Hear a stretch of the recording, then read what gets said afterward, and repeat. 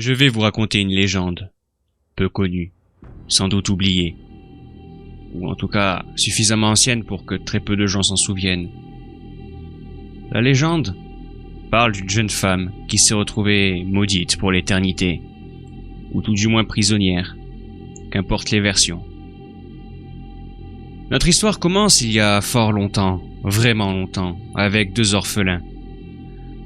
Ceux-ci vivaient seuls dans la montagne, et le jeune homme en avait plus qu'assez de l'attitude froide et distante de sa sœur.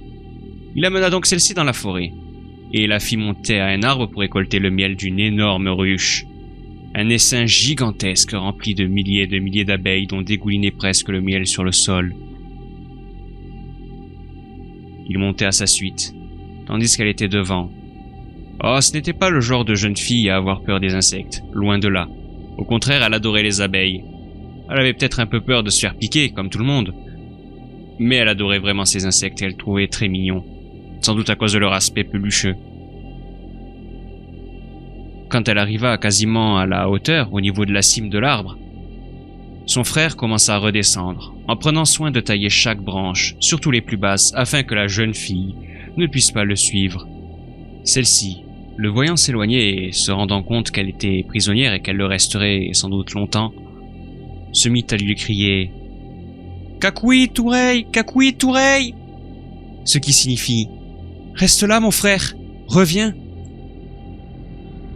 Mais il ne revint pas, au contraire, il s'éloigna de plus en plus, fier de son piège, fier de ce qu'il avait imposé à sa sœur. Et puis, de toute façon, qui se soucierait de la disparition d'orphelins? Elle se retrouva donc seule, prisonnière de cet arbre, tentant par tous les moyens de ne pas tomber, et hurlant à l'aide autant que possible. Mais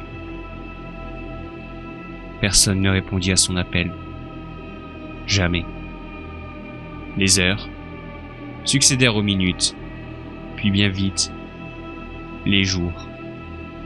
Dans cette position très inconfortable et en équilibre, une minute peut vous sembler une éternité, et des heures, des jours entiers. Quant aux jours, cela peut vous sembler encore plus long. L'ennui, la faim, la fatigue et l'inconfort. Voilà ce qui était le lot de cette jeune fille, perdue, perchée, prisonnière en haut. Les jours se succédèrent donc, sans doute trop rapidement, et à la fois, pour cette jeune fille, beaucoup trop lentement. Elle s'était époumonée, elle tenait à peine debout. Au-dessus d'elle, toujours cette magnifique ruche, cet essaim, plein de vie, de liberté et de miel dégoulinant, qui pourtant ne l'atteignait jamais, comme pour la narguer, comme pour lui rappeler qu'elle allait mourir de faim, de soif, voire même d'insolation, voire même un peu d'effroi, pourquoi pas. Le troisième jour, elle commençait vraiment à tituber, et ne se sentait vraiment pas bien. Sa position était plus qu'inconfortable, et elle dormait que trop peu, toujours réveillée par le bruit des abeilles qui, elles, butinaient encore et encore au-dessus de sa tête. Il aura fallu 3 jours, plusieurs longues heures et longues minutes, afin qu'elle se décide à tendre le bras. Après tout, elle n'avait qu'à tendre le bras, escalader encore légèrement la cime de l'arbre, et elle atteindrait cette ruche bénite, au sacro-saint miel sacré, doré, libérateur. Cela n'étancherait pas sa soif. Elle faisait comme elle pouvait avec le peu de rosée matinale qu'il pouvait y avoir de temps en temps, mais au moins cela étancherait sa faim. Elle se résigna donc à franchir le cap avec ses dernières forces. Si elle tombait, elle était morte. Si elle ne mangeait pas, elle était morte. Si le soleil ne l'achevait pas avant. Elle escalada, difficilement, manquant à plusieurs reprises de tomber, de cette chute qui aurait pu être libératrice de toutes ses souffrances. Mais non. Elle résista.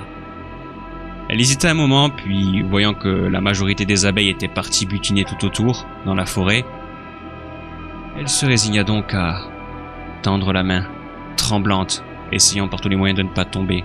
Ce qui devait arriver arriva. Le peu d'abeilles qui étaient encore à l'intérieur de la ruche commencèrent à l'attaquer et à la piquer. Elle retint un cri de douleur. Sa peau fragilisée par la fatigue et sa condition de vie actuelle lui faisait ressentir les piqûres encore plus violemment. Elle réussit tout de même à sortir un morceau d'alcôve rempli de miel, et voire même de quelques larves. Puis elle chut, serrant fermement le morceau d'alcôve et de miel qu'elle avait entre les mains. Elle avait quand même cependant réussi à ne pas tomber tout en bas. Elle était juste retombée sur sa branche. Désagréable. Celle-ci, sur le coup, aurait pu craquer. Mais la jeune fille étant orpheline, ne pesait guère plus qu'une plume ou deux. La branche résista donc, et elle put se nourrir, après avoir chassé la dernière abeille, ou les quelques dernières abeilles qui étaient autour des larves et du miel. Certaines ont réussi encore à la piquer, mais qu'importait, elle pouvait se nourrir. Après avoir mangé tout ce bon miel, elle retrouva des forces, un peu d'espoir. Mais c'était en vain. Elle recommença à appeler à l'aide, à s'époumoner, espérant que quelqu'un la trouverait enfin. Mais rien. Son quotidien était donc le suivant. Survivre comme elle pouvait, avec le peu de rosée matinale. Souffrant d'une très violente déshydratation, d'une insolation de pire en pire, mais ne mourant pas de faim car réussissant régulièrement à prendre ce délicieux miel. Avec le temps, ses cris, ses lamentations, finirent par se transformer en une lente agonie inquiétante.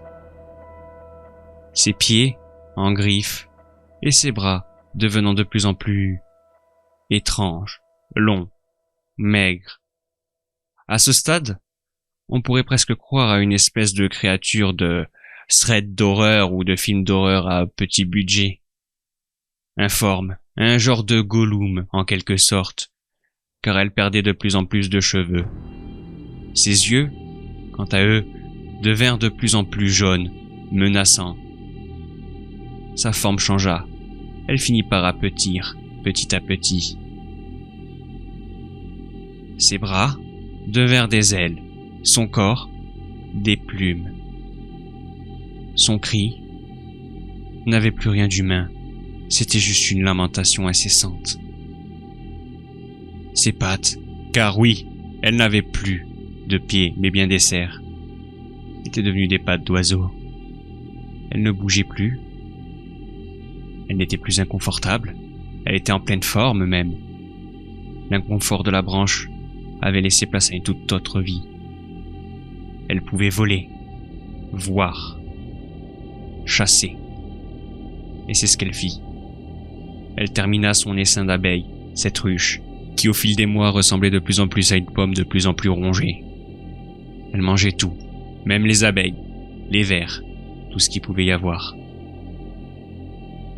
Elle n'était plus humaine, elle était condamnée à être ce monstre, cette chose. Sa conscience humaine de toute façon l'abandonnait peu à peu, au fil des mois, jusqu'à ce qu'elle soit parfaitement et pleinement l'oiseau que l'on connaît aujourd'hui, l'Ibijo, ou l'oiseau fantôme. Il existe une autre légende, une autre version de cette histoire. Celle-ci se passe à peu près à la même époque, dans les régions du nord-est de l'Argentine, de tradition guarani. L'histoire raconte cette fois-ci que le Uruto, car c'est ainsi qu'on le nomme, était lui aussi une jeune fille. L'histoire est différente cette fois-ci. La jeune fille n'était pas une orpheline, mais faisait bien partie d'une tribu, avec une famille aimante et tout ce qui s'ensuit. Cependant, elle était en âge de tomber amoureuse. Sa tribu voulait la marier à l'un d'entre eux, mais le cœur a ses raisons que la raison ignore, comme dit le proverbe. Elle tomba amoureuse d'un fils d'une tribu ennemie. Le drame. Le drame que ce fut en apprenant que le mariage ne serait jamais accepté. Car après tout, ses parents ne voudraient jamais qu'elle épouse quelqu'un. Ce truc, cet individu à peine nommable d'humain de la tribu d'ennemis.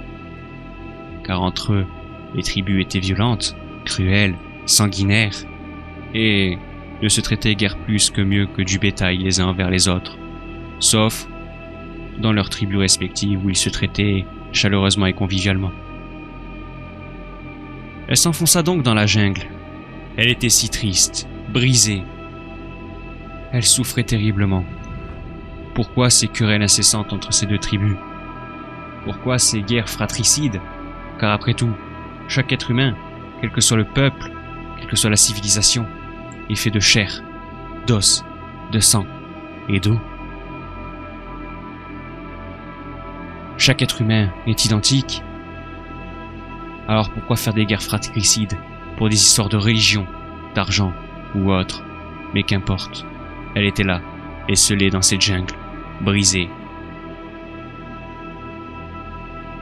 Sa triste l'antagonie se transforma petit à petit en une lamentation, digne d'une dame blanche. Elle était toujours brisée, refusait de manger, et se laissait mourir, errant dans cette jungle. Et, petit à petit, elle se transforma en oiseau. Ses lamentations devinrent un cri bien connu. Elle rapetissit. Son corps se recouvra de plumes. Son regard devint perçant. Et elle devint cet oiseau effrayant que l'on nomme oiseau fantôme. Et on peut encore entendre ses plaintes. Une autre version de cette histoire raconte que la jeune fille n'était pas amoureuse d'un autre membre de tribu ennemie, mais qu'elle était tombée amoureuse du soleil. Une divinité pour son peuple. Et qu'elle pleurait son absence toutes les nuits, comme une femme pleurait son veuvage d'un mari disparu à la guerre.